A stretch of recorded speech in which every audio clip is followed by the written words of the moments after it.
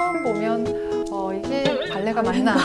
라는 생각이 들기도. 틀을 깨는. 러시아 발레가 현대적 스타일이다라고 보기는 사실 좀 어렵지 않을까 싶어요. 이런 발레를 조금 더 재미있고 좀 쉽게 즐길 수 있는 방법이 있을까요? 남성 명수가 결혼하자고 했어요. 사랑을 맹세했는데 표정이 안 좋아. 거절한 거고. 예.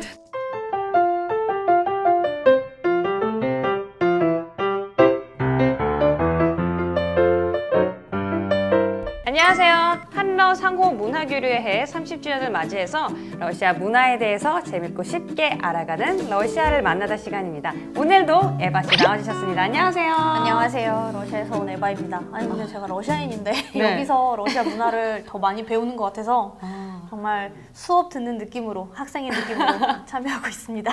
아니 덕분에 더 쉽고 재밌게 알아가는 것 같아요. 너무 재밌어요. 에바씨는 특히 오늘은 어떤 문화에 대해서 알아보고 싶으세요? 저는 개인적으로 이제 발레, 러시아 하면 또 발레를 빼놓을 수 없잖아요. 맞아요. 유명 발레리나가 정신이 될 만큼 러시아 하면은 발레를 빼놓을 수가 없는데요.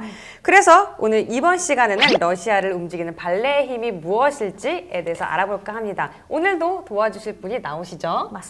네, 바로 우리 중앙대학교 외국학연구소의 신혜조 교수님을 모시고 알아보도록 하겠습니다. 안녕하세요. 안녕하세요.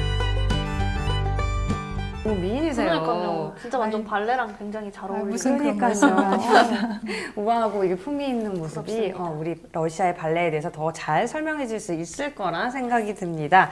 러시아 발레 하면 백조의 호수 그리고 호두깎이 인형이 대표적으로 떠오르는데요. 그렇다면 이 러시아가 발레의 원조인가요? 흔히들 많이 그렇게 알고 계신데 사실은 그렇지는 않습니다. 출발은 원래는 이탈리아에서 시작이 돼요. 일단 15세기에 이탈리아에서 발레가 이제 시작이 되는데 그때는 막강극의 형태로서 이렇게 출발을 하게 됩니다. 그리고 16세기에 프랑스로 또 유입이 돼요. 그때 일화가 좀 재미가 있는데 네. 카트린이라고 하는 여성이 있었어요. 근데 이 여성이 앙리 2세라고 하는 프랑스 황실로 결혼을 하게 되고요. 그 어린 나이부터 타향살이를 하게 되면서 이 카트린이 어떻게 향수병을 좀 달랠 수 있을까라는 생각에서 발레를 프랑스 황실로 들여오게 되는 겁니다. 그렇게 이제 이탈리아에서 프랑스로 유입이 됐고 러시아로 들어오게 된 거는 17세기예요. 발레를 프랑스에서부터 이제 러시아로 들여오게 되는 거죠. 근데 제가 러시아 그 역사 시간에 그 표트르 대제 있잖아요. 그분께서 이제 발레를 어떻게 학습용으로 활용을 한 걸로 기억을 하는데 그게 맞나요? 예, 맞아요. 그 뾰트르 대제가 집권했던 시기가 18세기 초반인데 러시아 귀족들로 하여금 유럽식의 어떤 예의범절이라든가 태도, 인사법 이런 것들을 학습시키기 위한 용도로서 발레를 또 활용하기도 했었던 거죠. 그렇게 해서 러시아가 프랑스식의 어떤 발레 기본들을 습득하게 되고 받아들이게 되고 이렇게 진행이 되는 거죠. 그러면 그런 식으로 이제 발레라는 그 장르를 러시아에서 좀 완성시킨 그런 느낌이네요. 예, 그런 거죠. 사실 고전 발레 완성에 대해서 이야기할 때 빼놓을 수 없는 인물이 한 명 있습니다. 마리우스 프티파라고 하는 사람인데요. 이 사람은 이제 러시아 사람은 아니고 프랑스 사람이에요. 그래서 프랑스에서 러시아로 무용수로서 와서 활동을 하다가 안무가로 이제 활동을 지속하게 되는데 그 창작, 개작 이런 걸 전부 다 포함하면 60편이 넘는 작품을 이 마리우스 프티파라는 사람이 만들게 되는 거죠. 동작들이나 이 군무를 보면 정말 우아하면서도 아름답다라는 느낌을 빼놓을 수가 없는데 그런데 이 사실 발레는 남자 무용수들의 춤이었다면서요? 남자들은 바지를 입고 있었기 때문에 동작이 좀 용이합니다. 그래서 고난도의 테크닉 같은 것들을 남성 무용수들이 출 수가 있었고요. 그래서 그 남성 무용수들을 중심으로 해서 발레가 사실은 발전을 해가고 그렇게 발전이 됐는데 그 의상의 길이가 나중에는 짧아졌다고 들었어요. 왜죠? 예, 그거는 이제 프랑스에 와서입니다. 프랑스 그 19세기 초반에 마리 탈리온이라고 하는 무용수가 있었어요. 상당히 유명한 사람인데 이 사람이 처음으로 우리가 알고 있는 토슈즈라는 거를 신고 발끝으로 서기 시작해요. 관객들이 어떤 생각을 했을까 엄청 놀랍잖아요. 마치 무리를 막 떠다니는 것 같은 느낌이 들기도 할 거고, 예, 그러다 보니까 그때부터 여성 무용수들이 발레 무대에서 주목받게 되는 상황이 된 거죠. 또 러시아를 대표하는 작품들이 굉장히 많잖아요. 좀 소개 좀 부탁드릴게요. 이 작품들 중에서 불새도 있고요, 목신의 오후, 봄의 제전 이런 작품들이 이제 다 러시아 작품이라고 볼 수가 있는 거죠. 봄의 제전 이건 어떤 작품인지 좀 소개 좀 부탁드릴게요. 이제 봄의 제전은 니진스키라고 해서 20세기 최고의 남성 무용수가 있거든요. 네, 이 사람이 무용수로 활동을 하다가 안무가로서 처음 만든 작품이 바로 봄의 제전인데 일단 기본적으로는 춤이 기괴합니다. 보시면 좀 놀라실 수도 있어요. 그래요? 네, 그래서 상당히 좀 처음 보면 이게 발레가 맞나? 라는 생각이 또 들기도. 틀을 깨는. 예, 그렇죠. 그리고 이제 주제 자체도 좀 그래요. 이 주제가 산 소녀를 제물로 바치는 겁니다. 그래서 이 소녀가 죽을 때까지 춤을 추게 되고 이런 작품이에요. 그때 객석에 난리가 났습니다. 네, 관객들이 난동을 피고요. 너무 놀래서 그리고 객석에서 야유를 퍼붓고 또 퇴장하는 일까지 있었어요.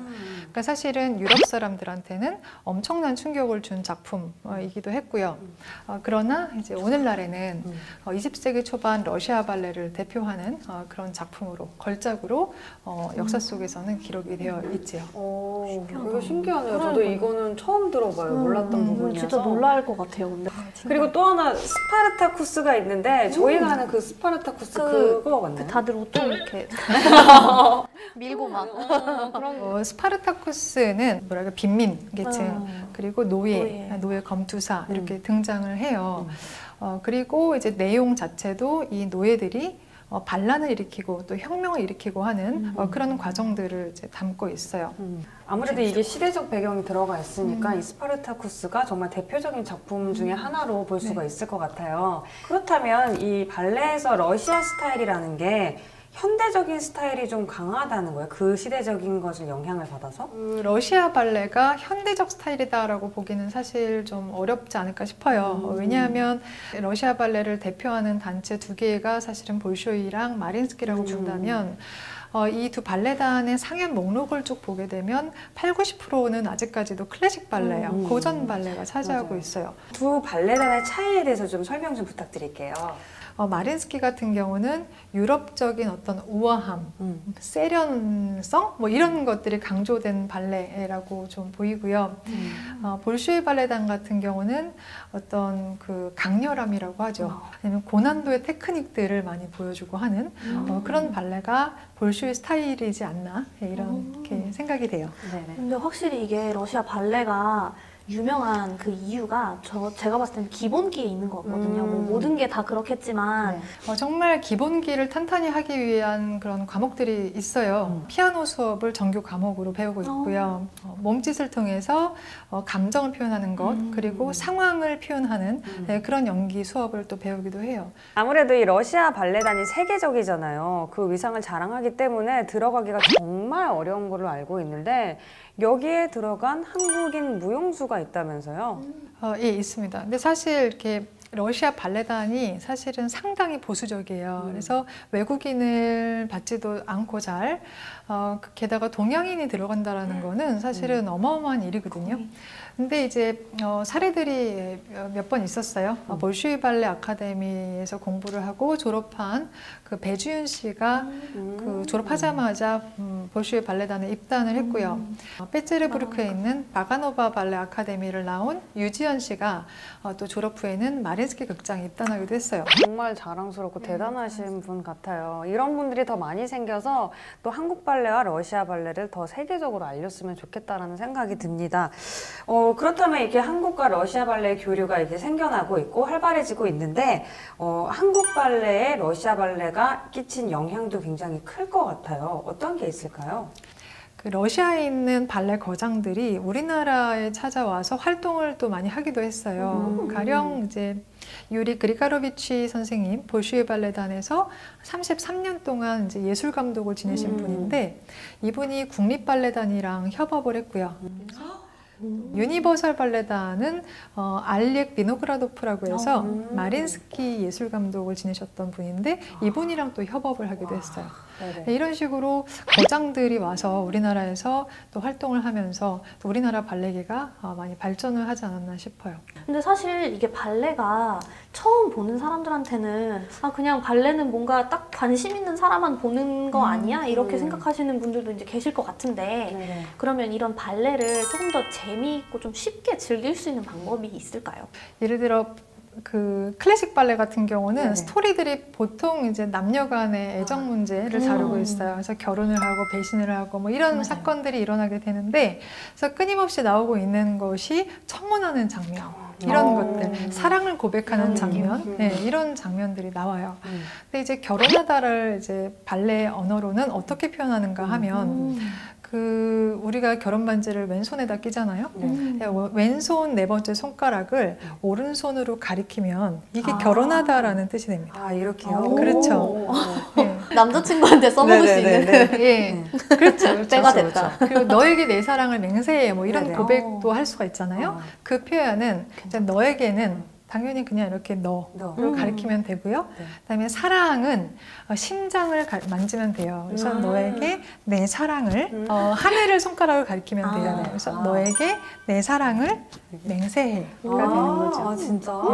네. 이렇게 신기하다. 보니까 약간 이제 이해가 쉬울 것 같아요. 몇 가지 그런 동작들만 알아도 사실 뭔가 그런 암호 코드 같이 저거 하면은 저 결혼하는 맞아요. 건가? 이렇게 알아들 수 있을 것 같아서. 예. 근데 그 대답은 표정으로 알 수가 있습니다. 예를 들어 남성 명수가 결혼하자고 했어요. 사랑을 맹세했는데 표정이 안 좋아. 거절한 거고. 예. 오늘 덕분에 이야기를 토대로 앞으로 발레를 더 쉽고 재미있게 즐길 수 있지 않을까라는 생각이 듭니다. 네, 오늘은 신혜조 교수님과 함께 러시아의 자부심 발레에 대해서 이야기를 나눠봤는데요. 왜 러시아가 발레 강국인지 정말 알 수 있는 시간이었습니다. 이렇게 해서 오늘 한러 문화교류 30주년 러시아를 만나다 발레 편에 대해서 이야기를 나눴고요. 우리 함께 해주신 에바 씨 그리고 교수님 감사드립니다. 감사합니다. 네, 저희는 또 다음 시간이 있죠. 다음 시간에 또 다른 러시아 문화에 대해서 알아볼 텐데요. 여러분, 다음 시간도 정말 더 재미있는 이야기들 많이 준비했으니까 꼭 놓치지 말고 찾아보세요. 안녕.